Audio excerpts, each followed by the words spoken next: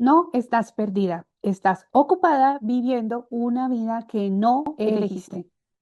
Bienvenidos a mi podcast No naciste para encajar. Hoy vamos a hablar de un tema que me han pedido mucho y es acerca del propósito de vida. ¿Cómo encontrar propósito cuando sientes que tu vida no tiene un mayor sentido? Y es que me pasó hace mucho tiempo y por años que creía que mi vida no tenía ningún sentido y sabía en el fondo de mi alma que conseguir materialidad no era lo único en la vida. Entonces me preguntaba si existía un sentido más allá de nacer, de sufrir, de crecer, de experimentarnos en esta 3D. Así que hoy vamos a ahondar mucho más en esto. Quédate en este episodio. Cansada de seguir a los demás, de buscar un sitio donde encajar. Despierta, cuestiona y sana. Estás escuchando, no naciste para encajar. La realidad es que muchas personas vivimos, porque también me pasó hace algunos años, una vida diseñada por otros. Y es que la sociedad está formada y está estructurada de tal forma que esto pase, ¿no? Porque nacemos en una cultura y ya de por sí tenemos unas creencias ahí intrínsecas en la cultura, en la sociedad, en el contexto en que nacemos, y llegamos a el colegio, la educación, y ahí se nos empieza a enseñar y a adoctrinar de tal forma que realmente nos inculcan esos sueños de otras personas, esas ideas de otras personas, a veces sin permitirnos, de hecho, llegar a tener creatividad o nuestro propio ingenio o sacar nuestra verdadera esencia para desarrollarnos en este mundo, en esta 3D, en esta vida, ¿no?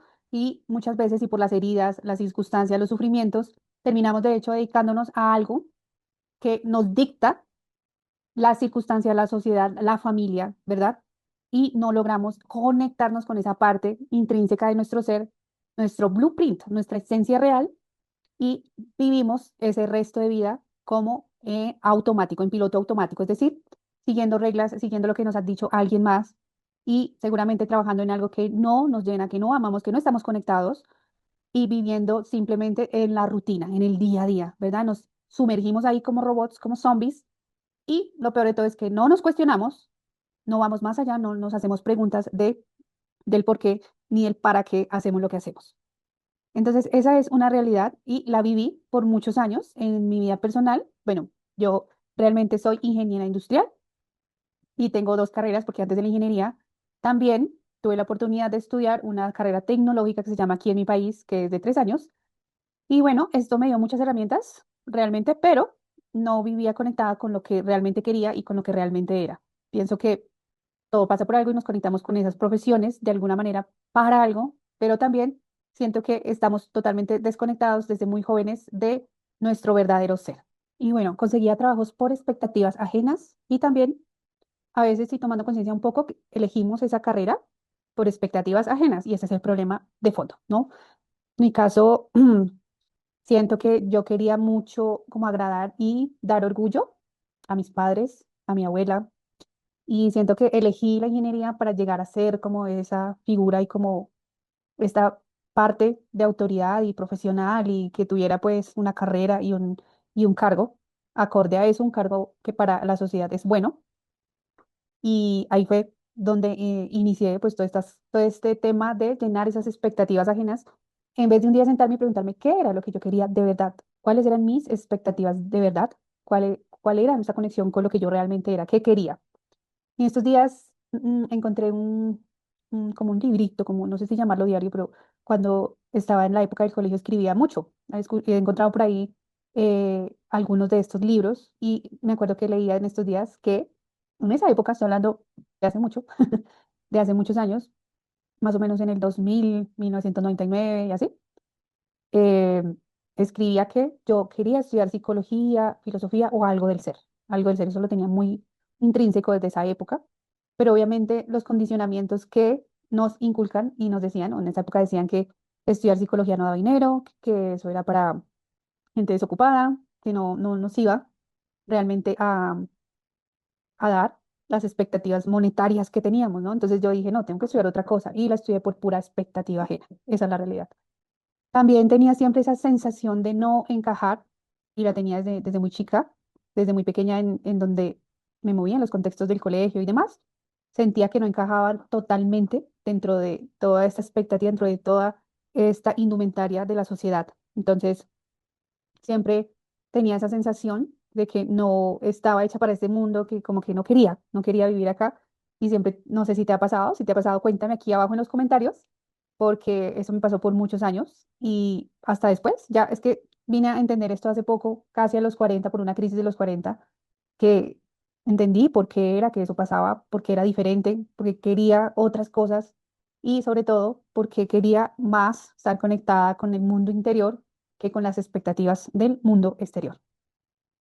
También tenía mucho un pensamiento de, sé que hay algo más, pero no lo encuentro. Entonces, siempre vivía como en la búsqueda constante y yo creo que desde que salí del colegio o antes, vivía en esa búsqueda, pero las circunstancias y todo como pasaba hacía que cayera más en sufrimiento que en sabiduría y que en poder conectar con mi ser trascendental y poder entender todo esto que entiendo hoy, ¿no? Entonces, sé que ha sido un proceso y sé que es parte de la vida, pero siempre tenía esa sensación, ¿no? De que sé que hay algo más, sé que hay mucho más allá de esta expectativa de la sociedad y el estereotipo de conseguir materialidad, un carro, una casa, una beca, tener hijos y vivir pues bien. Más allá de eso, yo siempre mi alma me decía que había algo más allá, más profundo, más trascendental que tan solo conseguir materialidad, aunque debo decir que es parte de la vida, obviamente, ¿no? Pero no es el fin. Para mí el dinero es el medio, no es el fin, y debería haber algo más profundo que siempre estaba en búsqueda es de eso, mi alma. Y ahí fue cuando mi alma o mi mente, no lo sé, hizo una pregunta que lo cambió todo, ¿no? Y me pregunté, ¿qué sentido tiene esta vida más allá de la materialidad, más allá de la expectativa ajena, más allá de, no sé, de estudiar una profesión y de tener familia? Empecé a cuestionarme eso y como te digo, fue un proceso, fueron muchos años de búsqueda, de equivocarme, de meterme en doctrinas, en diferentes cosas, hasta en el refugio del alcohol, que en algún momento me metí.